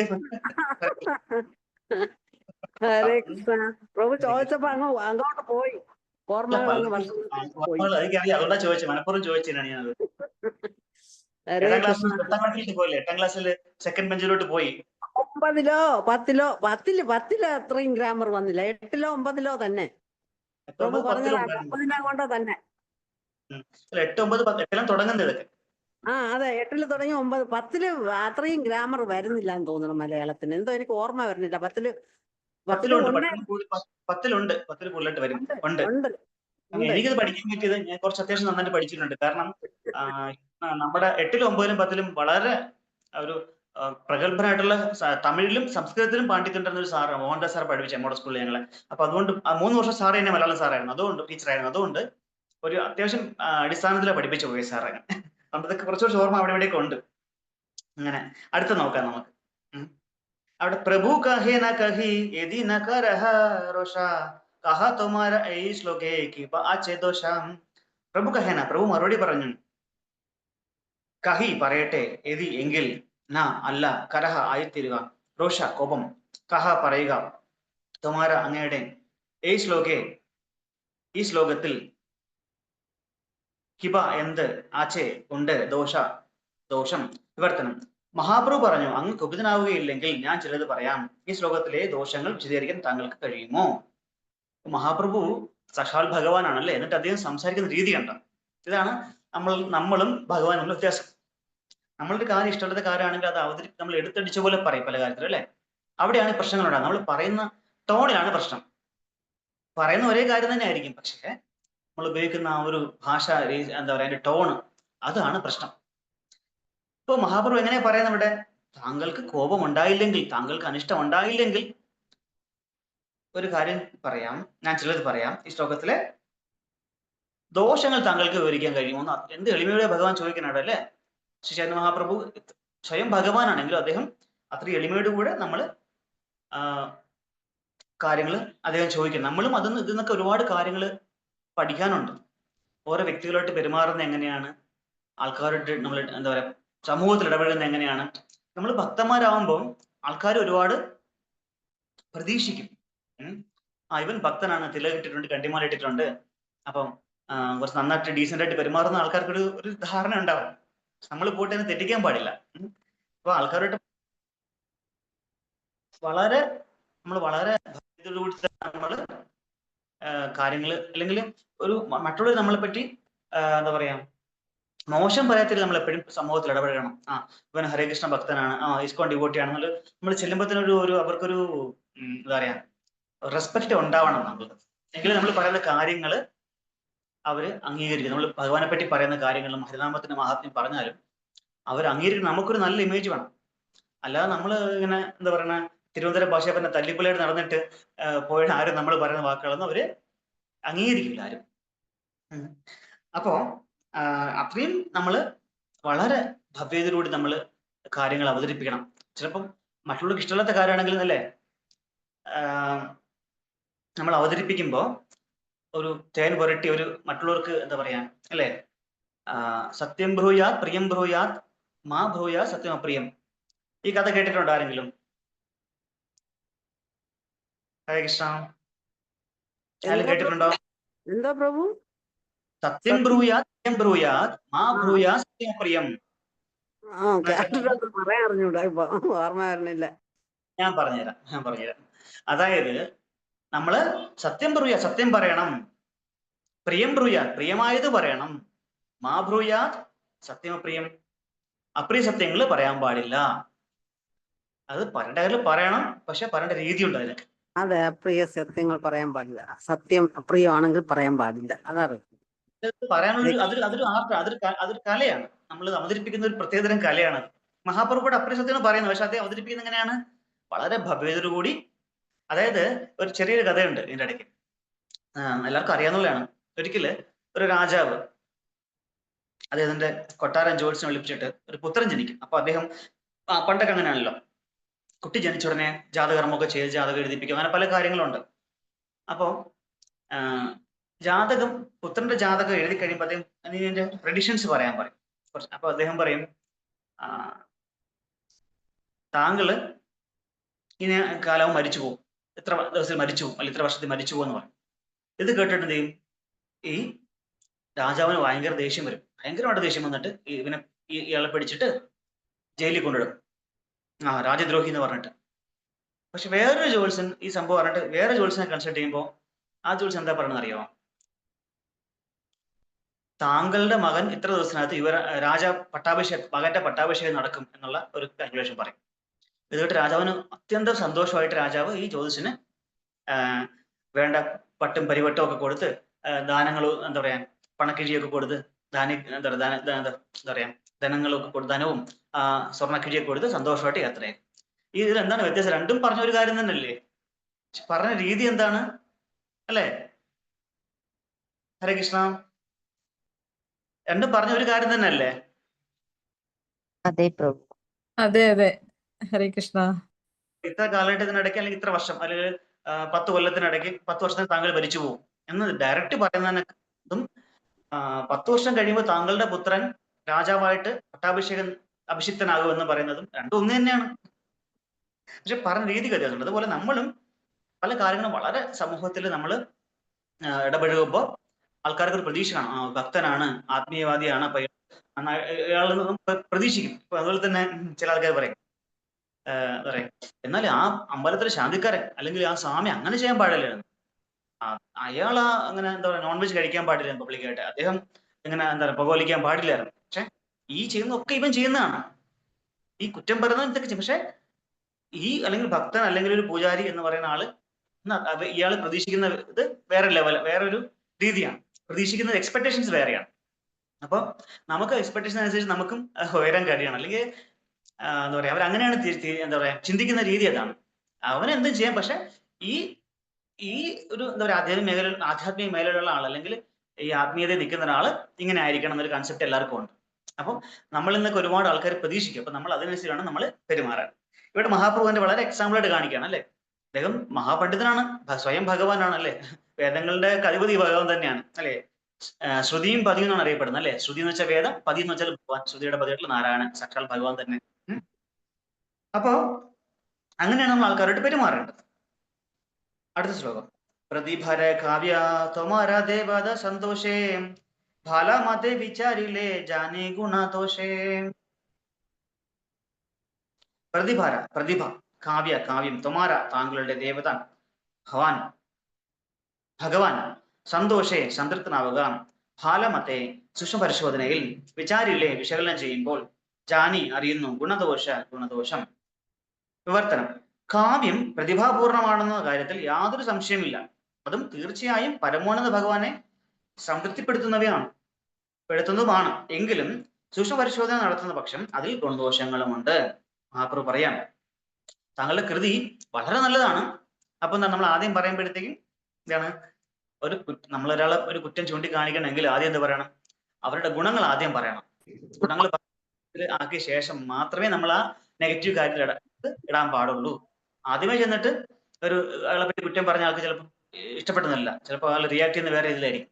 പക്ഷെ സംസാരിച്ച് നമ്മളൊരു ബന്ധം സ്ഥാപിച്ച് ആളുടെ ഒരു മനനിലവരൊക്കെ മനസ്സിലാക്കി ആളൊന്ന് കൂളാക്കിയ ശേഷം മാത്രമാണ് നമ്മൾ ഈ നെഗറ്റീവ് കാര്യം പറയാൻ പറ്റും. ഭഗവാൻ പറയുന്നത് താങ്കളുടെ കാവ്യം തികച്ചും നല്ലതാണ്, അതിന് യാതൊരു എന്താ പറയണ വളരെ മഹത്തരമാണ്, അത് ഭഗവാനെ തൃപ്തിപ്പെടുത്തുന്നുള്ള ഒരു സംശയമില്ല. പക്ഷെ കുറച്ച് ചെറിയ പ്രശ്നമൊക്കെ ഉണ്ട് എന്ന് പറയാൻ അല്ലെ. സൂക്ഷ്മപരിശോധന നടത്തിയാൽ അതിനെ കുറച്ച് ഗുണദോഷങ്ങളൊക്കെ ഉണ്ട് എന്ന് പറയാൻ. ദോഷങ്ങളും നടത്തും, പക്ഷെ ഗുണദോഷങ്ങളും ഉണ്ട്. എന്ന് വെച്ചാൽ ദോഷം ഉണ്ടെന്ന് പറയുമ്പോൾ തന്നെ അതൊരു നെഗറ്റീവ് അല്ല. അപ്പൊ അത് പിന്നീടാണ് പറയുന്നത്. ताते भला करी श्लोका करह विचारा कवि कहे ये कहिले सही वेदसारा. താത്തെ അതുകൊണ്ട് ഭാല ശ്രദ്ധാപൂർവം, കരി ചെയ്യുക, ശ്ലോകം കരഹ ചെയ്യുക, വിചാര വിധി, കവി കഹെ കവി പറഞ്ഞും, ഏകഹിലെ താങ്കൾ പറഞ്ഞത്, ശരി അതാണ്, വേദസാര തികച്ചും ശരി. പ്രവർത്തനം. ഭഗവാൻ അരുളി ചെയ്തു, അതുകൊണ്ട് നമുക്കിപ്പോൾ ഈ ശ്ലോകത്തിന്റെ സൂക്ഷ്മപരിശോധന നടത്താം. കവി മറുപടി പറഞ്ഞു, അതെ താങ്കൾ ചൊല്ലിയ ശ്ലോകം പരിപൂർണമായി ശരിയാണ്. അങ്ങനെ പറഞ്ഞുകൊണ്ടാണ് ഭഗവാൻ വീണ്ടും അതിനെപ്പറ്റി എന്താ പറയുക ഡിസെക്ഷൻ നടത്തി. നമ്മൾ കണ്ടിട്ടില്ല, പണ്ട് നമ്മൾ കോളേജിൽ പഠിക്കുമ്പോൾ ഡിസെക്ഷൻ ചെയ്യാറില്ലേ ഓരോ ജീവികളെ പണ്ടൊക്കെ. ഇപ്പൊ ഉണ്ടോന്ന് അറിയില്ല, മുമ്പ് ഉണ്ടായിരുന്നല്ലോ. അതുപോലെ ഈ ശ്ലോകത്തിനെ ഡിസെക്ട് ചെയ്യാൻ പോവാണ്. മേശപ്പുറത്ത് വെച്ച് ആണിയെ കടിച്ചു വെച്ച് കീറി പരിശോധിക്കാൻ പോവാണ് ഭഗവാൻ. व्याकरणीय तुम्ही नाही पाड अलंकार तुम्ही की जानी भी कवित्व रसार. വ്യാകരണീയ ഒരു വ്യാകരണ വിദ്യാർത്ഥി, തുമി താങ്കൾ, നഹി അല്ല, പഠനം അലങ്കാരം, തുമി താങ്കൾ, തി എന്ത്, ജാനിബി എന്തറിയാം, ഇത്, കവിത്വര കാവ്യാത്മകമായ ഗുണത്തിന്റെ സാര നിരൂപണം. വിവർത്തനം. ഒരു സാധാരണ വ്യാകരണ വിദ്യാർത്ഥിയായ നിനക്ക് സാഹിത്യ അലങ്കാരങ്ങളെ കുറിച്ച് എന്തറിയാം? ഈ കാവ്യത്തെ നിരൂപണം ചെയ്യാൻ നിനക്കാവില്ല, കാരണം നിനക്ക് ഇതിനെപ്പറ്റി ഒന്നും അറിയില്ല. അപ്പോ അതാണ് പണ്ഡിറ്റൻ ഗർവ്വ തലയ്ക്ക് പിടിക്കുമ്പോൾ അല്ലെങ്കിൽ കുറച്ച് അഹങ്കാരം തലയ്ക്ക് പിടിക്കുമ്പോൾ മറ്റുള്ള മുമ്പിൽ നിൽക്കുന്ന ആരാണെന്നോ അയാളുടെ കഴിവെന്താണെന്നോ നമ്മൾ പൊതുവെ നമ്മളെന്ന് മനുഷ്യന്മാർ ചിന്തിക്കാറില്ല. തന്റെ മുമ്പിൽ എതിരെ നിൽക്കുന്ന ആളുടെ ശക്തിയും അയാളുടെ ഗുണവും തിരിച്ചറിയാതെ നമ്മൾ പലപ്പോഴും ഓരോ ആക്ഷൻ നമ്മൾ എടുക്കുന്നത്. ഇവിടെയും ഇദ്ദേഹം സംഭവിക്കുന്നത് അത് തന്നെയാണ്. തന്റെ എതിരെ നിൽക്കുന്ന ആളെ വില കുറച്ച് കാണണം എപ്പോഴും അല്ലെ. അങ്ങനെ സ്വന്തം എതിരെ നിൽക്കുന്ന ആളെ വില കുറച്ച് കാണുന്നവർക്ക് ഏത് ഫീൽഡിലായാലും, ആധ്യാത്മികമായാലും അല്ലെങ്കിൽ ഭൗതിക നേട്ടങ്ങളായാലും എല്ലാം അവർക്കതൊരു നെഗറ്റീവായിട്ട് നാശത്തിലോട്ടേ പോകുള്ളൂ, അല്ലെങ്കിൽ ഉയർച്ച ഉണ്ടാവില്ല ഒരിക്കലും. മുമ്പിൽ നിൽക്കുന്ന ഇപ്പൊ യുദ്ധത്തിന് തന്നെയാണെങ്കിൽ നമ്മൾ എതിരെ നിൽക്കുന്ന ശത്രു ശക്തിശാലി എന്നെക്കാളും ഒരു 10 മടങ്ങ് ശക്തിയുള്ളവനാണെന്ന് വിചാരിക്കുമ്പോൾ അത് നമുക്ക് എന്തെങ്കിലും ചെയ്യാൻ പറ്റുള്ളൂ അല്ലെ. അല്ലെങ്കിൽ ആമയും പോലിന്റെ കഥ പോലെ ആയിപ്പോകും. എതിരെ നിൽക്കുന്നവനെ വളരെ വില കുറച്ച് കാണുന്നവർക്ക് എപ്പോഴും ഒരു ഉയർച്ച ഉണ്ടായിട്ടില്ല. നമ്മൾ ഏത് ചരിത്രം നോക്കിയാലും നമുക്കത് അറിയാൻ പറ്റും. അതാണ് കണ്ണടച്ച് ഇരുട്ടാക്കുന്ന പോലെയായി അല്ലെ. ഭാവാർത്ഥം. ശ്രീ ചൈതന്യ മഹാപ്രഭു സാഹിത്യശാസ്ത്രത്തിൽ ഉന്നതി ആർജിച്ച വിദ്യാർത്ഥി അല്ലാത്തതിനാൽ അലങ്കാരങ്ങളും സാഹിത്യാഭരണങ്ങളും നിറഞ്ഞ ഒരു ശ്ലോകം നിരൂപണം ചെയ്യാൻ കഴിയില്ലെന്ന് പറഞ്ഞ് കേശവ കാശ്മീർ ആദ്യം അവിടുന്ന് വിരട്ടാൻ ശ്രമിച്ചു. ഈ വാദത്തിന് വാസ്തവത്തിൽ അല്പം സാധ്യതയുണ്ട്. ഒരു വൈദ്യരംഗത്തുള്ള ആളല്ലാത്ത പക്ഷം വൈദ്യരംഗത്തിൽ മറ്റൊരുവനെ വിമർശിക്കാൻ യോഗ്യനല്ല. അതുപോലെ ഒരുവൻ സ്വയം അഭിഭാഷകനാകാതെ മറ്റൊരു അഭിഭാഷകനെ വിമർശിക്കാൻ സാധ്യമല്ല. അതുകൊണ്ട് കേശവ കാശ്മീരി ആദ്യം ഭഗവാന്റെ പദവിയുടെ വില ഇടിച്ചു സംസാരിച്ചു. ഇവിടെ കേശവഭാരതി എന്നായിരിക്കും, കേശവഭാരതി അല്ല, കേശവ കാശ്മീരിയാണ്. കേവലം ഒരു വ്യാകരണ വിദ്യാർത്ഥിയായ ശ്രീ ചൈതന്യൻ ഒരു മഹാകവിയെ വിമർശിക്കാൻ എങ്ങനെയാണ് മുതിരുക? ഭഗവാൻ ചൈതന്യൻ അതിനാൽ കവിയെ മറ്റൊരു രീതിയിൽ വിമർശിച്ചു. താൻ തീർച്ചയായും സാഹിത്യരംഗത്ത് ഉന്നതല്ലെങ്കിലും ഒരു കാവ്യത്തെ നിരൂപണം ചെയ്യേണ്ടത് എങ്ങനെയെന്ന് മറ്റുള്ളവരിൽ നിന്ന് കേട്ടിട്ടുണ്ടെന്നും ശ്രുതിധരൻ എന്ന നിലയ്ക്ക് തനിക്ക് പൂർണ്ണമായ ഓർമ്മശക്തി ഉണ്ടെന്നും അതിനാൽ അത്തരമൊരു നിരൂപണ പ്രക്രിയ മനസ്സിലാക്കിയിട്ടുണ്ടെന്നും അവിടുന്ന് ഓതി. അല്ലെ, നമുക്ക് എപ്പോഴും കാണാം, ഇപ്പൊ നമ്മൾ TV ചർച്ചകളിൽ കാണുന്നുണ്ട് അല്ലെ, ഒരു ഫീൽഡിനെ പറ്റി ഒരു വിവരം ഇല്ലാത്ത മനുഷ്യന്മാര്, ഒരിക്കൽ പോലും ഇന്ത്യയുടെ അതിർത്തിയിൽ പോയിട്ടില്ലാത്ത അല്ലെങ്കിൽ ആ ഒരു യുദ്ധസമാനമായ അന്തരീക്ഷത്തിൽ നിന്നിട്ടില്ലാത്ത ആൾക്കാരാണ് നിന്നിട്ട് പല അഭിപ്രായങ്ങളും പറഞ്ഞ് നമുക്ക് കേൾക്കാൻ പറ്റും. പക്ഷെ അല്ലെ, ഒരു യുദ്ധം ചെയ്യുക, ഒരു എതിരാളിയെ നേരിടുക എന്നൊക്കെ പറയുന്നത് ഒരുപാട് സ്ട്രാറ്റജീസ് പ്ലാൻ ചെയ്യാനുണ്ട്, ഒരുപാട് പദ്ധതികളൊക്കെ ചെയ്യാനുണ്ട്.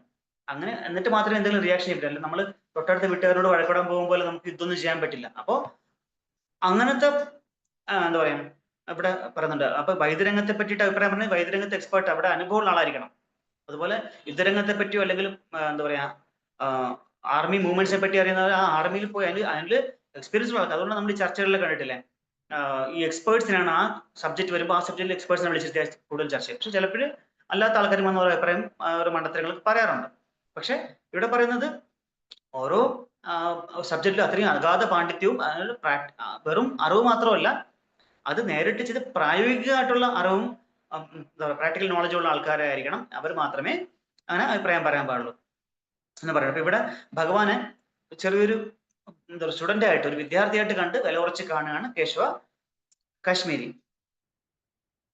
പ്രഭു കഹേന അതയേവ പുച്ഛിയെ തൊമാരെ വിചാരിയ ഗുണദോഷ പുച്ഛാ അമര.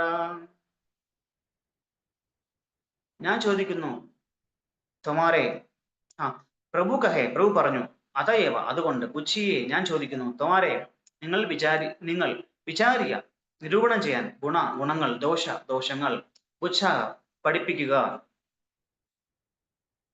ആമാരെ എന്നെ വിവർത്തനം. ശ്രീ ചൈതന്യ മഹാപ്രഭു വിനയം കൈക്കൊണ്ട് പറഞ്ഞു, ഞാൻ അങ്ങയോടെ ഉയർന്ന നിലവാരത്തിലല്ലാത്തതിനാൽ അങ്ങയുടെ കാവ്യത്തിന്റെ ഗുണദോഷങ്ങൾ വിശദീകരിച്ച് അങ്ങ് തന്നെ എന്നെ പഠിപ്പിക്കണമെന്ന് ഞാൻ അഭ്യർത്ഥിക്കുന്നു.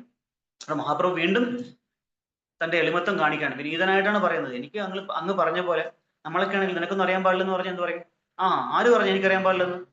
നിങ്ങൾ പറഞ്ഞാൽ മതിയാ എനിക്കറിയാൻ പാടില്ലെന്ന്? അപ്പൊ നമ്മൾ തർക്കിക്കും അല്ലേ? പക്ഷെ മഹാപ്രഭു എന്താ പറയുന്നത്? അങ്ങ് പറഞ്ഞ ശരിയാണ്, അങ്ങയുടെ അത്ര എനിക്ക് അറിവൊന്നുമില്ല, അങ്ങ് ദിഗ്വിജി പണ്ഡിറ്റാണ്, അതുകൊണ്ട് താങ്കൾ തന്നെ താങ്കളുടെ ശ്ലോകത്തിന് ഗുണദോഷങ്ങൾ പറഞ്ഞു തന്നാൽ മതി എന്ന് ഞാൻ അഭ്യർത്ഥിക്കുകയാണ്, എളിമയോട് പറയണം. नाही पाडी अलंकारा करी याची श्रवणा ताते यही श्लोके देखी ബഹുദോഷ ഗുണാൻ.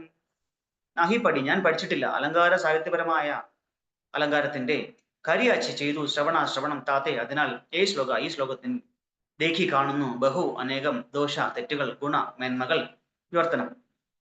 ഞാൻ കാവ്യാലങ്കാരങ്ങൾ പഠിച്ചിട്ടില്ല എന്നത് സത്യം തന്നെ, പക്ഷേ അതിനെക്കുറിച്ച് ഉന്നത വൃത്തങ്ങളിൽ നിന്ന് ശ്രവിച്ചിട്ടുണ്ട്. അതിനാൽ എനിക്ക് ഈ ശ്ലോകം നിരൂപണം ചെയ്യാനും അതിലെ അനേകം ദോഷങ്ങളും ഗുണങ്ങളും കണ്ടുപിടിക്കാനും കഴിയുന്നു. ഭാവാർത്ഥം.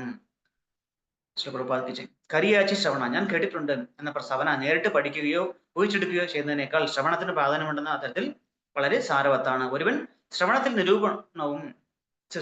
നിപുണനും ശരിയായ സ്രോതസ്സിൽ നിന്ന് ശ്രവിക്കുന്നവനുമാണെങ്കിൽ അവന്റെ ജ്ഞാനം തൽക്ഷണം പരിപൂർണമാകുന്നു.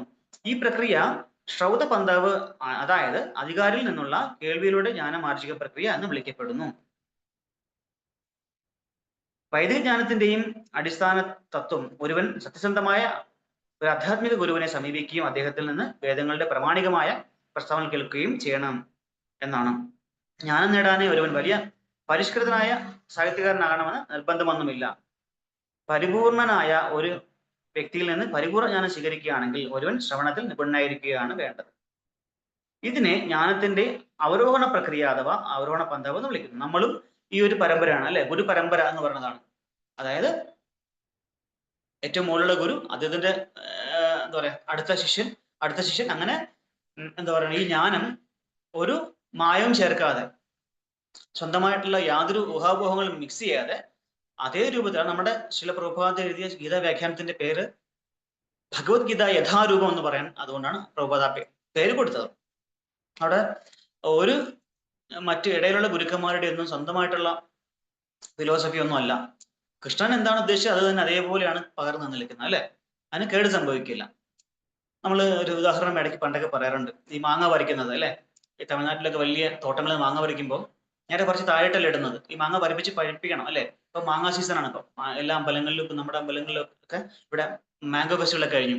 ഇപ്പൊ മാങ്ങയുടെ സീസൺ ആണ്. അപ്പൊ ഈ മാങ്ങ പറിച്ച് പഴിപ്പിക്കാനുള്ള മാങ്ങ ഒരു പറിച്ച് നേരെ നിലത്തിട്ടില്ല, മരത്തുനിന്ന്. ഓരോ ഇടയ്ക്കിടയ്ക്ക് ആൾക്കാരുണ്ടാവും, പറിച്ച് ഓരോ ആൾക്കാർ കൈമാറിയാണ് താഴെ എത്തിക്കുന്നത്. നേരെ പറിച്ച് താഴെ ഇടല്ല. താഴെ പറിച്ചിട്ട് എന്ത് സംഭവിക്കും, അത് തല്ലിച്ചതഞ്ഞത് പിഴുത്ത് പഴുക്കുന്നതിന് വരെ ഇത് പുഴുക്കും അല്ലേ. അത് എന്ന് പറയും പോലെ ഈ ജ്ഞാനം ഓരോ ശിഷ്യന്മാരും തൊട്ടുമുള്ള ഗുരുക്കന്മാരും നേരിട്ട് ഏറ്റുവാങ്ങിയാണ് നമ്മൾ ഇന്നത്തെ ആചാര്യന്മാർ നമുക്ക് തന്നിട്ടുള്ളത്. അപ്പൊ അതുകൊണ്ട് അവരുടെ യാതൊരു കലർപ്പ് വരാത്തുണ്ടാവില്ല, അൾട്ടറേഷൻ ഉണ്ടാവില്ല. അപ്പം ആ പരിശുദ്ധമായ രീതിയിൽ നമുക്ക് ആ ജ്ഞാനം ഭഗവാൻ എന്തുദ്ദേശിച്ചു അതുപോലെ തന്നെ. പക്ഷെ നമ്മൾ ഗീതയുടെ വ്യാഖ്യാനങ്ങൾ നൂറുകണക്കിന് വ്യാഖ്യാനങ്ങൾ ഇന്ത്യക്ക് ലോകത്ത് തന്നെ ഉണ്ടാവും. ലോകത്ത് നോക്കുകയാണെങ്കിൽ അതിനേക്കാളും ഒരുപാടുണ്ടാവും, ഇരട്ടിയിലധികം ഉണ്ടാവും. പക്ഷെ ഓരോ വ്യക്തികളും അവരുടെ താല്പര്യം അനുസരിച്ചാണ് അതിനെ വ്യാഖ്യാനിച്ചിട്ടുള്ളത്. ഒരു പട്ടാളക്കാരൻ അതിനെ വ്യാഖ്യാനിക്കുമ്പോൾ അത് ആ രീതിയിലോട്ട് മാറും. ഒരു മനോരോഗ വിദഗ്ധൻ അതിനെ വ്യാഖ്യാനിക്കുമ്പോൾ അത് വേറെ രീതിയിലായിട്ട് മാറും. അതുപോലെ തന്നെ ഒരു എന്താ പറയാ, ഒരു മോട്ടിവേഷണൽ സ്പീക്കർ അല്ലെങ്കിൽ ഒരു അങ്ങനത്തെ ഒരാള് അല്ലെ, സൈക്കോളജിക്കൽ കൗൺസിൽ ആയിട്ടുള്ള ഒരാള് വ്യാഖ്യാനിക്കും, അത് ആ രീതിയിൽ കാണാം. അപ്പൊ ഏത് രീതിയിൽ വേണമെങ്കിൽ അവർക്ക് വ്യാഖ്യാനിക്കാൻ പറ്റും ഗീതയെ പറ്റിയിട്ട്. പക്ഷേ ഈ ഗീതയുടെ അൾട്ടിമേറ്റ് ലക്ഷ്യം എന്താണ്, ആത്യന്തിക ലക്ഷ്യം എന്താണ്, ഭഗവാനെ മനസ്സിലാക്കുക എന്നുള്ളതാണ്, ഭക്തനാവുക എന്നുള്ളതാണ് അല്ലെ. ആ ഒരു ഗുണം കിട്ടണമെങ്കിൽ എന്ത് ചെയ്യണം, അതിൽ എക്സ്പേർട്ട് ആയിട്ടുള്ള ഒരു ഉത്തമ ഭക്തന്റെ അടുത്ത് നിന്ന് അത് കേട്ട് മനസ്സിലാക്കിയാൽ മാത്രമേ നമുക്ക് അതിന് ശരിയായിട്ടുള്ള ലക്ഷ്യം നമുക്ക് പ്രാപ്യമാകുള്ളൂ. അപ്പൊ അതിനാണ് ഈ അവരോഹ പന്ഥ എന്ന് പറയുന്നത്, മുകളിൽ നിന്ന് താഴോട്ട് അല്ലെ, അവരോഹണം അല്ലെ, ആരോഹണമല്ല അവരോഹണം.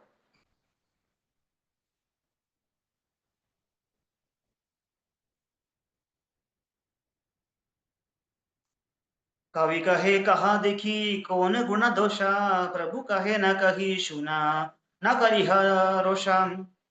കവി പറഞ്ഞു, കഹാ ദേഖി ഞാൻ കണ്ടു എന്ന് നിങ്ങൾ പറഞ്ഞു, കോൺ എന്ത്, ഗുണ മേന്മകൾ, ദോഷങ്ങൾ, പ്രഭു കഹേന പ്രഭു മറുപടി പറഞ്ഞു, കഹി പറയട്ടെ, ശുന ശ്രവിക്കുക, ന ഇല്ല, കരിഹ ആവുക, റോഷ കുപിതൻ. വിവർത്തനം. കവി പറഞ്ഞു, ശരി, നീ കണ്ടെത്തിയ ഗുണദോഷങ്ങൾ ഞാൻ കാണട്ടെ. മഹാപ്രഭു മറുപടി പറഞ്ഞു, എന്നെ സംസാരിക്കാൻ അനുവദിച്ചാലും ഞാൻ പറയുന്നത് രോഷം കൂടാതെ കേൾക്കുകയും ചെയ്യണമേ. വീണ്ടും മഹാപ്രഭു വളരെ എളിമയോടുകൂടി അഭ്യർത്ഥിക്കുകയാണ്, അങ്ങ് എനിക്ക് സംസാരിക്കാൻ അവസരം തരികയാണ്, ഞാൻ സംസാരിക്കാം, പക്ഷെ അങ്ങ് ഞാൻ പറഞ്ഞു കേട്ട് കുപിതനാവരുത്, ദേഷ്യപ്പെടരുത് എന്ന് പറഞ്ഞിട്ട് അദ്ദേഹം അഭ്യർത്ഥിക്കുകയാണ്. എന്നിട്ട് അദ്ദേഹം പറയുകയാണ്, പഞ്ചദോഷ ഏയി ശ്ലോകേ പഞ്ച അലങ്കാരം ക്രമേ ആദി കഹി ശുന കരഹ വിചാരം. അഞ്ച് ദോഷങ്ങൾ ഈ ശ്ലോകത്തിൽ അഞ്ച് അലങ്കാരങ്ങൾ ക്രമമായി ആദി അമി ഞാൻ, കഹി പറയാം, ശുന കേൾക്കുക, കരഹ നൽകുക, വിചാര വിലയിരുത്തൽ. വിവർത്തനം. ഈ ശ്ലോകത്തിൽ 5 തെറ്റുകളും 5 സാഹിത്യ അലങ്കാരങ്ങളും ഉണ്ട്. അവ ക്രമമായി ഞാൻ പറയാം, ദയവായി കേൾക്കുകയും താങ്കളുടെ വിലയിരുത്തൽ അറിയുകയും ചെയ്യുക. ഭാവാർത്ഥം. മഹത്വം ഗംഗായ അല്ലെ, മഹത്വം ഗംഗായ,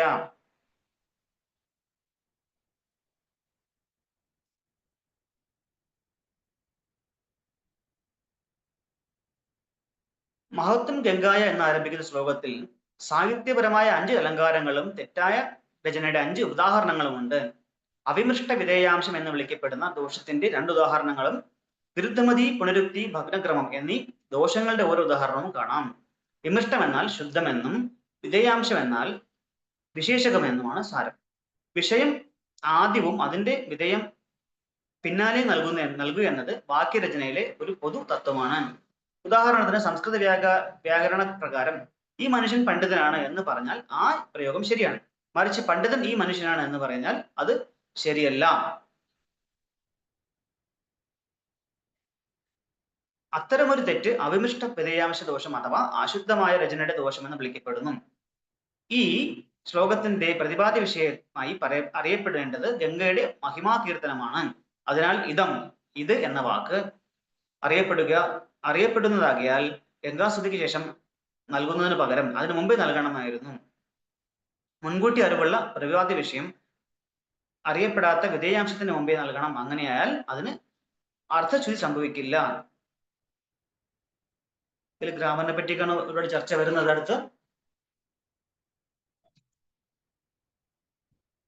അടുത്തത് അവിമിഷ്ട വിധേയാംശം രണ്ടാമത് സംഭവിച്ചിരിക്കുന്നത് ദ്വിതീയ ശ്രീലക്ഷ്മി രവ എന്നീ വാക്കുകളിലാണ്. ഈ സംയോജനത്തിൽ ദ്വിതീയ എന്ന വാക്ക് വിധേയാം അഥവാ അജ്ഞാതമാണ്. ദ്വിതീയ ശ്രീലക്ഷ്മിർ എന്ന സമസ്തപദം ഉണ്ടാക്കാൻ അജ്ഞാതത്തെ ആദ്യം ചേർത്തത് ആണ് മറ്റൊരു തെറ്റ്. ദ്വിതീയ ലക്ഷ്മി രവ എന്നീ വാക്കുകൾ ഗംഗയെ ലക്ഷ്മി ദേവിയോട് താരതമ്യപ്പെടുത്താൻ ഉദ്ദേശിച്ചിട്ടുള്ളതാകും. പക്ഷേ ഈ തെറ്റ് മൂലം സമസ്തപദത്തിന്റെ അർത്ഥം ആശയക്കുഴപ്പത്തിലായി. ഭവാനി ഭർത്തു എന്നീ വാക്കുകളിലെ വിരുദ്ധമതി അഥവാ പരസ്പര വിരുദ്ധ സങ്കല്പത്തിന്റെ ദോഷമാണ് മൂന്നാമത്തേത്. ഭവാനി എന്ന വാക്ക് ഭവാൻ എന്നും പേരുള്ള പരമശിവന്റെ പത്നിയെ പരാമർശിക്കുന്നതാണ്. പക്ഷേ ഭവാനി എന്നാൽ ശിവന്റെ പത്നി എന്നർത്ഥമായതിനാൽ ഭർത്ത എന്ന വാക്ക് കൂട്ടിച്ചേർത്തതും അപ്രകാരം ശിവന്റെ പത്നിയുടെ ഭർത്താവ് എന്ന സങ്കീർണമായ അർത്ഥം രൂപപ്പെടുന്നതും വൈരുദ്ധ്യമുള്ളതായിരിക്കുന്നു. എന്തെന്നാൽ അതുമൂലം ശിവന്റെ പത്നിക്ക് മറ്റൊരു ഭർത്താവ് ഉള്ളതുപോലെ തോന്നിപ്പിക്കുന്നു. ശ്ലോകരചന അവസാനിപ്പിക്കേണ്ടിയിരുന്ന വിഭവതി പുഷ്ടിപ്പെടുത്തുന്നു എന്ന പ്രക്രിയയ്ക്ക് ശേഷം അത്ഭുത ഗുണ എന്ന അനാവശ്യമായ വിശേഷണം നൽകിയതിനാൽ സംഭവിച്ച പുനരുക്തി അഥവാ അനാവശ്യമായ ആവർത്തനമാണ് നാലാമത്തെ ദോഷം. ഭഗ്നക്രമം അഥവാ ശിഥിലമായ ക്രമമാണ് അഞ്ചാമത്തെ ദോഷം. ശ്ലോകത്തിന്റെ 1, 2, 1, 3, 4 വരികളിൽ രാ ഥ രാ ഭ ശബ്ദങ്ങളെ സൃഷ്ടിക്കപ്പെട്ട അനുപ്രാസവും ഉണ്ട്. പക്ഷെ രണ്ടാമത്തെ വരിയിൽ അത്തരം അനുപ്രാസം ഇല്ല. അതിനാൽ ക്രമം ശിഥിലമായിരിക്കുന്നു. ആർക്കെന്തെങ്കിലും മനസ്സിലായോ? ഹരേ കൃഷ്ണ. ഹരേ കൃഷ്ണ. ഒന്നും മനസ്സിലായില്ല പ്രഭു. അധികം മനസ്സിലാക്കേണ്ടതിൽ ഇതിൽ ഇങ്ങനത്തെ കുറെ തെറ്റുകളും ശരികളും ഉണ്ടെന്ന് ഭഗവാൻ പറഞ്ഞു. അത്രയും മനസ്സിലാക്കിയാൽ മതി. കൂടുതലായിട്ടൊന്നും നമ്മളിതിനകത്ത് അധികം തലപോയിക്കണ്ട. അതാണ് ഇത് കുറച്ച് ടഫ് സബ്ജക്റ്റ് ആണ്. ഇത് വ്യാകരണമാണ്. പണ്ടേ നമുക്കൊന്നും വ്യാകരണ ക്ലാസ് ഇഷ്ടമല്ലല്ലോ. അതുകൊണ്ട്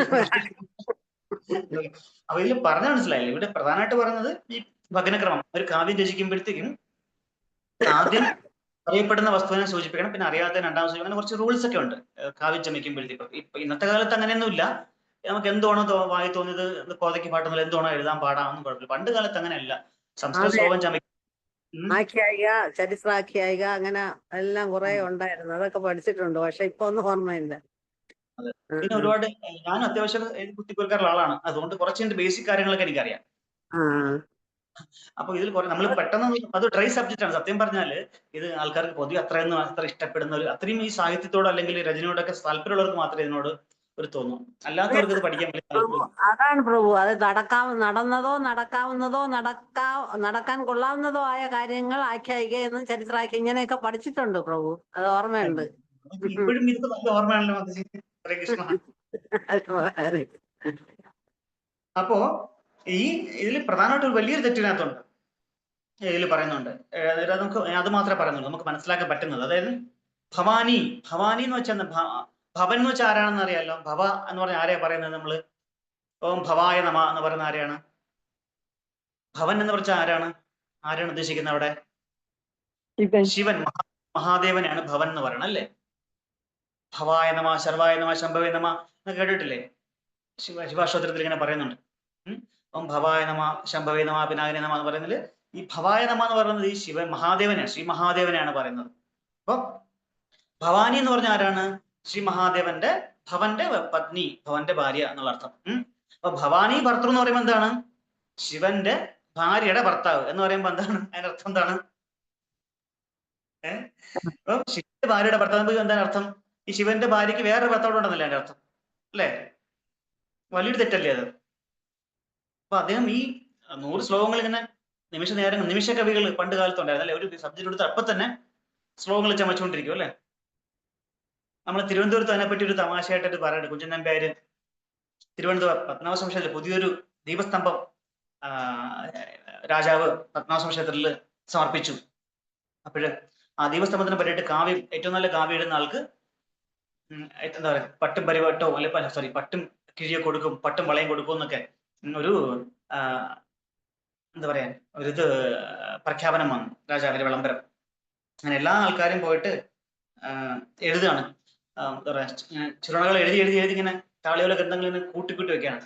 പക്ഷെ അവസാനം ഇയാള് നമ്മുടെ കുഞ്ചൻ പേര് നോക്കിക്കൊണ്ടിരിക്കുക. അതിന്റെ അവസാനം എന്ത് ചെയ്യും, ഒറ്റ ഒരു ഇലയിൽ എന്താ പറയാ ഓലയിൽ എഴുതും, എന്താണ് ദീപസ്തംഭം മഹാശര്യം നമുക്കും കിട്ടണം പണം. ഇത് ഇവരെയൊക്കെ കളിയാക്കിക്കൊണ്ടും അദ്ദേഹം എഴുതിയാണ്. പക്ഷെ ഏറ്റവും നല്ല കാവ്യഘട്ടം അല്ലെങ്കിൽ ഏറ്റവും രചനയായിട്ട് തിരഞ്ഞെടുത്തത് കുഞ്ചൻ നമ്പ്യാരുടെയാണ് എന്ന് പറയും പോലെയാണ് ഈ കാവ്യരചന എന്ന് പറയുന്നത്. അപ്പം ഈ പറഞ്ഞ പോലെ ഭവന്റെ പത്നി ഭവാനി, ആ ഭവാനിയുടെ ഭർത്താവ് എന്ന് പറയുമ്പോൾ ഇവരെല്ലാം ആ ഒരു പെട്ടെന്ന് ഈ ശ്ലോകങ്ങൾ തട്ടിക്കൂട്ടുമ്പോൾ നിമിഷ കവികളാണ്. അപ്പൊ നിമിഷ നേരം കൊണ്ട് ഒരു സബ്ജക്ട് കൊടുത്ത് ഞാൻ കവിത എഴുതാൻ പറ്റും, അതാണ് ഉദ്ദേശിച്ചത് ഞാൻ പറയാൻ വന്നത്. അപ്പൊ അങ്ങനെ ഉള്ള കവികളൊക്കെ പണ്ട് കാലത്ത് ഉണ്ടായിരുന്നു. പക്ഷെ ഇന്നും ഉണ്ട് അങ്ങനെ എഴുതുന്ന ആൾക്കാർ. പക്ഷെ പലരും എഴുതുന്നത് ഒരു അർത്ഥം, ഒരു യാതൊരു ബന്ധമോ വാക്കുകൾക്കോ നമുക്ക് ഇന്നത്തെ സിനിമ പാട്ടിലൊക്കെ ആയിട്ട് അറിയാം അല്ലേ, ഒരു അർത്ഥം ഉണ്ടാവില്ല, ഒരു മീനിങ് ഒന്നും ഉണ്ടാവില്ല. എന്താണ് നമുക്കൊന്നും മനസ്സിലാവില്ല, എന്തൊക്കെ വാക്കുകളാണെന്ന് നമുക്ക് അറിയാൻ പറ്റില്ല. അങ്ങനത്തെ കൃതികളാണ് ഇപ്പോൾ ഉണ്ടാകുന്നത്. മുമ്പൊക്കെ അങ്ങനെയല്ല. നിമിഷ കവി എന്ന് പറഞ്ഞാലും വായിത്തൊന്നും എഴുതാൻ പാടില്ല. നിമിഷ കവിതയായിട്ട് കാവ്യം ചമച്ചാലും ഇതുപോലെ എഴുതണം. കാളിദാസന്റെ ഒക്കെ നമ്മൾ ഒരുപാട് കേട്ടിട്ടുണ്ട് അല്ലേ, കാളിദാസന്റെ കൃതികളൊക്കെ നമ്മൾ ഒരുപാട് കണ്ടിട്ടുണ്ട്. സമസ്യ പുരാണമൊക്കെ കേട്ടിട്ടില്ലേ, ഏകപട ത്രിപട പഞ്ചപട അതൊക്കെ കണ്ടിട്ടില്ലേ. അതുപോലെ ഗ്ലു ഗ്ലു ഗ്ലു ഗ്ലു എന്ന് പറഞ്ഞിട്ടൊരു സംഭവം ഇതുണ്ട് അല്ലെ. ഹരേ കൃഷ്ണ പ്രഭു. അതായത് കുഞ്ചൻ നമ്പ്യാരുടെ നല്ല കവിതകൾ ഓർമ്മ വരുന്നു ഇപ്പൊ പറഞ്ഞപ്പോ. കുഞ്ചൻ നമ്പ്യാര് രാജാവ് കൽപ്പിച്ചതും 2 കാലെന്ന് കൽപ്പിച്ചു, 2 കാൽ ഉണ്ടോന്ന് പണ്ടാലിയ ഉണ്ടില്ലെന്ന് ഇത്ര നേരം രാജാവിനെ സമർപ്പിക്കുക, കാര്യം പറയുന്നത് മനസ്സിലാക്കുന്നതും. അതുപോലെ പശു അദ്ദേഹത്തിന് ആഹാരം കൊടുക്കുന്നത് എന്തോ വെള്ളം ചേർത്ത് കൊടുക്കും. അങ്ങനെ പശു റോഡിൽ പോകുമ്പോ അല്ല പയ്യെ നിനക്കും പക്കത്താണോ ഊണ്, ഇങ്ങനെയൊക്കെ കുഞ്ചൻ നമ്പ്യാരുടെ കുറെ അത് മോശമായ ഭക്ഷണം, അരിയൊക്കെ വളരെ ഇന്നത്തെ പോലെ പെൻഷൻ പോലെ പണ്ട് കാലഘട്ടത്തിൽ രാജാവിന്റെ അടുത്ത്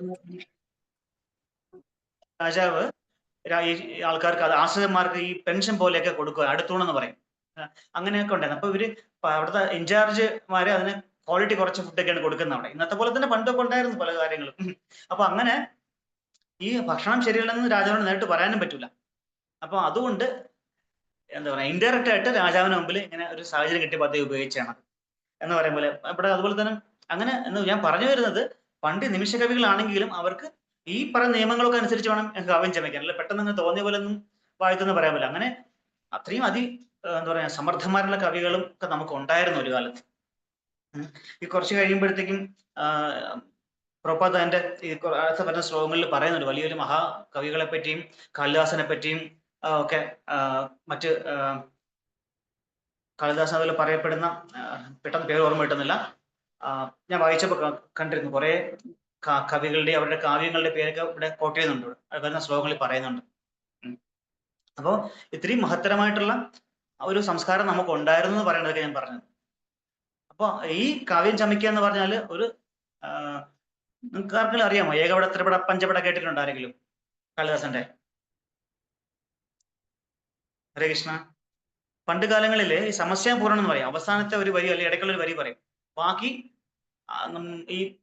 ഈ കവികൾ നമ്മൾ തർക്കത്തിലാകാതെ വരുന്നത്, അവര് മത്സരിക്കുന്നത് എങ്ങനെയാണ് അതിന്റെ ശ്ലോകമാക്കണം, സമസ്യാപൂരണം ശ്ലോകമാക്കി ഉണ്ടാക്കണം അവര്. പക്ഷെ അതിന് അർത്ഥം ഉണ്ടാവണം, ഇതുപോലെ തെറ്റൊന്നും വരാൻ പാടില്ല. ഇതുപോലെ ഈ കാളിദാസനെ കൊടുക്കാനായിട്ട്, കാളിദാസൻ നവരത്നങ്ങളിൽ ഒരാളായിരുന്നല്ലോ, കാളിദാസന് കൊടുക്കാനായിട്ട് ഇതുപോലെ ഒരു പദ്ധതി പറയും. ഇങ്ങനെ ഒരു ഏകപട ത്രിപട പഞ്ചപട, ഇതിന് പ്രത്യേക അർത്ഥമൊന്നുമില്ല അല്ലേ. പക്ഷെ ബുദ്ധിമാനുള്ള കാളിദാസൻ ശ്ലോകം ചമയ്ക്കും. അതില് എന്താണ്, ഒരു കുടം പടിക്കെട്ടിലൂടെ ഇങ്ങനെ ഏകപട ത്രിപട പഞ്ചപട സപ്തപട പടപട പട ഗുളും ഗുളും ഗുളും അങ്ങനെ എന്തോ ആണ് അത് അവസാനിക്കുന്നത്, വ്യക്തമായിട്ട് ഓർമ്മയില്ല എനിക്ക്.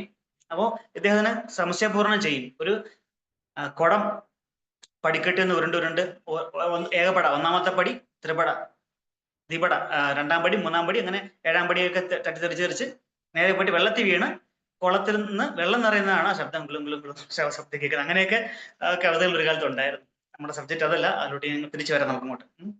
അപ്പോ നമുക്ക്